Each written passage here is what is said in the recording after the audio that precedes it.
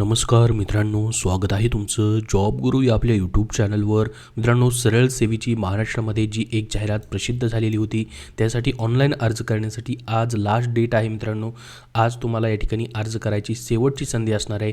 12/4/2024 ही last date देण्यात आलेली आहे. तर मित्रांनो, या ठिकाणी जी पदं भरली जात आहेत याच्यासाठी जर शैक्षणिक पात्रता पाहिली तर सर्व विद्यार्थ्यांना इथं अर्ज करण्यासाठी मित्रांनो संधी आहे. जसं की आपण पाहू शकता मित्रांनो, शिपाईचं देखील याच्यामध्ये पद आहे जे की 10वी पासवरती भरलं जातं आहे. संगणक सहाय्यकचं पद आहे जे की संगणक शाखेतील पदवी असेल तुमच्याकडं तर ॲप्लाय करता येईल. लिपिक टंकलेखकचं पद आहे मित्रांनो, ज्याच्यामध्ये कोणत्याही शाखेची पदवीधर तुम्ही असाल, MSCIT प्रमाणपत्र उत्तीर्ण केलेलं आहे आणि मराठी टंकलेखन 30 शब्द प्रति मिनिट आणि इंग्रजी टंकलेखन 40 शब्द प्रति मिनिट तुमच्याकडं त्याचं प्रमाणपत्र आहे मित्रांनो, तरी देखील तुम्ही अप्लाय करू शकता. अथवा उद्देशासाठी त्या म्हणजे टायपिंग समकक्ष म्हणून कुठलंही प्रमाणपत्र जरी तुमच्याकडे असेल तरीही तुम्ही अप्लाय करू शकतात. त्यानंतर वायरमॅनची पोस्ट आहे मित्रांनो, 10वी पास प्लस तुमचा या ठिकाणी वायरमॅनचा कोर्स जो आहे ITI मधून झालेला पाहिजे. मिस्त्रीचं पोस्ट आहे 10वी पास नंतर तुमचं गवंडी म्हणून अभ्यासक्रम जो आहे ITIचा पूर्ण पाहिजे. प्लंबरची पोस्ट देखील आहे 10वी पास नंतर तुम्ही ITI केलेला असेल प्लंबर अभ्यासक्रमामधून तर ॲप्लाय करू शकता. स्वच्छता सहाय्यक निरीक्षकची पोस्ट देखील इथं आहे मित्रांनो. कोणत्याही शाखेची पदवी आणि स्वच्छता निरीक्षकचा डिप्लोमा तुमच्याकडे आहे तो तुम्ही ॲप्लाय करू शकता. त्यानंतर सहाय्यक सुरक्षा निरीक्षकची देखील पोस्ट आहे. याला कोणत्याही शाखेची पदवीधर तुम्ही असाल तर ॲप्लाय करू शकता.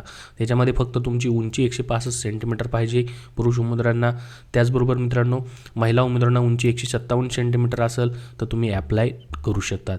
त्यानंतर सहाय्यक जनसंपर्क अधिकारीची पोस्ट आहे ज्यामध्ये बॅचलर ऑफ सोशल वर्क ज्यांचं BSW झालेलं आहे तेही अप्लाय करू शकतात, किंवा bachelor of business administration BBA झालेलं आहे तेही अप्लाय करू शकतात, किंवा ज्यांचं वृत्तपत्रविद्या व जनसंज्ञापन पदवी म्हणजे पत्रकारिता पदवी झालेली आहे तेही अप्लाय करू शकतील याच्यामध्ये सहाय्यक जनसंपर्क अधिकारीसाठी. त्यानंतर स्वच्छता निरीक्षकची अजून पोस्ट आहे. खाली सहाय्यक स्वच्छता निरीक्षकची पोस्ट होती, इथं स्वच्छता निरीक्षकची देखील पोस्ट त्यांनी ठेवलेली आहे.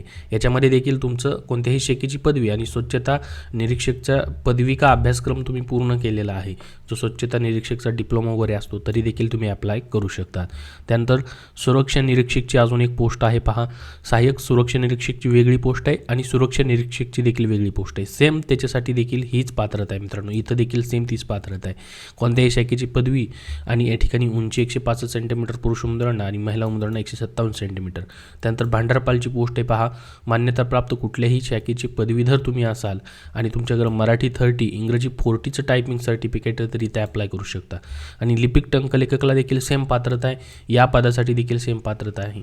अभिरक्षकची पोस्ट आहे पुढची पहा, ज्याच्यामध्ये ग्रॅज्युएट डिग्री मागितली तुमची झूलॉजी किंवा बॉटनीमधून किंवा अँथ्रोपॉलॉजी किंवा ॲसेंट हिस्ट्री किंवा ॲसेंट कल्चर किंवा आर्किओलॉजीमधून, तर यापैकी कुठल्याही एका विषयामधून तुमची डिग्री झालेली आहे तर अभिरक्षक या पदासाठी देखील तुम्ही अप्लाय करू शकतात. मास मीडिया प्रमुखची परत पोस्ट आहे पहा. कोणत्याही शाखेची पदवीधारक किंवा पत्रकारिता पदवी किंवा पत्रकारिता शाखेतील पदवी तुमच्याकडे आहे तर तुम्हाला इथे अप्लाय करता येईल.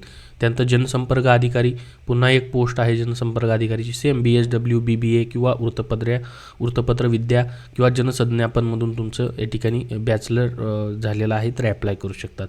त्यानंतर लेखपालची पोस्ट आहे, ज्यांचं BCom झालेलं आहे त्यांना इथे अप्लाय करता येईल. सॉफ्टवेअर इंजिनियरची पोस्ट आहे, हार्डवेअर इंजिनियर, नेटवर्क इंजिनियर त्या याच्यामधून तुमच्या अभियांत्रिकी झालं पाहिजे. त्यानंतर सहाय्यक व्यवस्थापक धार्मिकची पोस्ट आहे, ज्यासाठी कोणत्याही शाखेची पदवीधारक तुम्ही आहात तर इथे अप्लाय करता येणार आहे. तर मित्रांनो, ही जी पदभरती होते ही परमनंट सरकारी गव्हर्नमेंट जॉब तुम्हाला या ठिकाणी भेटतो आहे. हा जॉब जो असणार आहे मित्रांनो तुम्हाला श्री तुळजाभवानी मंदिर संस्थान या ठिकाणीच तुमचं धाराशिव जिल्ह्यामध्ये तुळजापूर या ठिकाणी मंदिरामध्येच तुमचं या ठिकाणी जॉब लोकेशन असणार आहे. त्या ठिकाणची ही पदं तेथील जिल्हाधिकारी अंडर ही पदं येतात मित्रांनो, त्यांच्या अंतर्गत भरली जात आहेत. परमनंट सरळ सेवेनुसार ही पदं जी आहेत या ठिकाणी भरली जात आहेत. तर या पदांसाठी मित्रांनो तुम्हाला शासकीय वेतन श्रेणी या ठिकाणी लागू असणार आहे, म्हणजे परमनंट जॉब तुम्हाला या ठिकाणी आहे मित्रांनो. हा जसं की पहा, शिपाईसाठी S1 लेवल श्रेणी आहे, 15,000 ते 47,600 इतका पेमेंट आहे. लिपिकसाठी पाहू शकता 19,900 ते 63,200 असा प्रत्येक पदाला वेगवेगळा पगार या ठिकाणी तुम्हाला पाहायला भेटेल. प्रत्येक पदाची वेतन श्रेणी वेगवेगळी असणार आहे. तर मित्रांनो, यासाठी आज या ठिकाणी शेवटची डेट आहे. याच्यासाठी परीक्षा शुल्क देखील मित्रांनो त्यांनी जास्त ठेवलेलं आहे, तर विचार करून या ठिकाणी नक्की अप्लाय करा. तुम्ही जर अगोदर अप्लाय केलेला असेल तर पुन्हा करायची गरज नाही, ज्यांचं राहिलेलं आहे. जर तुम्ही अभ्यास करणार असाल तरच अप्लाय करा, कारण की खुल्या प्रयोगाला 1000 रुपये फीज आहे आणि राखीव प्रयोगासाठी 900 रुपये फीस ठेवण्यात आलेली आहे आणि IBPS कंपनी तुमची या ठिकाणी परीक्षा घेत आहे मित्रांनो. या ठिकाणी पाहू शकता IBPS मार्फत तुम्हाला ऑनलाईन फॉर्म भरायचे 12 एप्रिल 2024 आज याची लास्ट डेट ठेवण्यात आलेली आहे. ऑनलाईन फी भरायची देखील आजच लास्ट डेट आहे. त्यानंतर अर्ज भरण्यासाठी मित्रांनो तुम्हाला किंवा याच्याबद्दल काय प्रॉब्लेम असतील परीक्षाबद्दल किंवा या जाहिरातीमध्ये काही अडचण असेल तर त्यासाठी तुम्हाला इथं IBPSचे नंबर देखील दिलेले आहेत आणि मित्रांनो इथं हा लँडलाईन नंबर देखील दिलेला आहे किंवा हा टेम्पलचा या ठिकाणी मित्रांनो ईमेल ID देखील दिलेला आहे, याच्यावरती तुम्ही संपर्क साधू शकतात. त्यानंतर तुमची परीक्षा कशी होईल तर IBPS कंपनीमार्फत ऑनलाईन परीक्षा तुमची मित्रांनो कंडक्ट केली जाईल. 120 मिनिटाचा तुमचा पेपर असेल, ज्याच्यामध्ये मराठी, इंग्रजी, सामान्य ज्ञान, बुद्धिमत्ता व गणित आणि काही पदांसाठी तांत्रिक प्रश्न असतील, काही पदांसाठी नाही. जसं की शिपाई हे पद आहे, याच्यासाठी पहा मित्रांनो मराठी, इंग्रजी, गणित, बुद्धिमत्ता हे 25-25 प्रश्न, 100 प्रश्न 200 मार्काला असतील, 10वीच्या बेसवरती असतील आणि मराठी व इंग्रजीमध्ये देखील प्रश्न असतील. निगेटिव्ह मार्किंग या ठिकाणी नसते. एकापेक्षा जास्त सत्रात परीक्षा झाली तर नॉर्मलायझेशन देखील याचं केलं जाणार आहे. आणि याचा डिटेल सिलेबस पाहायचा असेल तुम्हाला, जसं की पहा मित्रांनो प्रत्येक पदाचा डिटेल सिलेबस आहे, ज्याच्यामध्ये मराठीमध्ये काय विचारलं जाईल, इंग्रजीमध्ये काय विचारलं जाईल, ही सर्व माहिती मित्रांनो त्यांनी याच्यामध्ये तुम्हाला दिलेली. तर या PDF फाईलची लिंक, अप्लाय करायची लिंक तुम्हाला डिस्क्रिप्शन बॉक्समध्ये देतो आहे, तिथून तुम्ही मित्रांनो अप्लाय करू शकतात. याबद्दल तुमचे अजून काही प्रश्न असतील तर कमेंट बॉक्समध्ये कमेंट करून विचारा. हा व्हिडिओ नक्की लाईक करा व तुमच्या मित्रापर्यंत नक्की शेअर करा. धन्यवाद.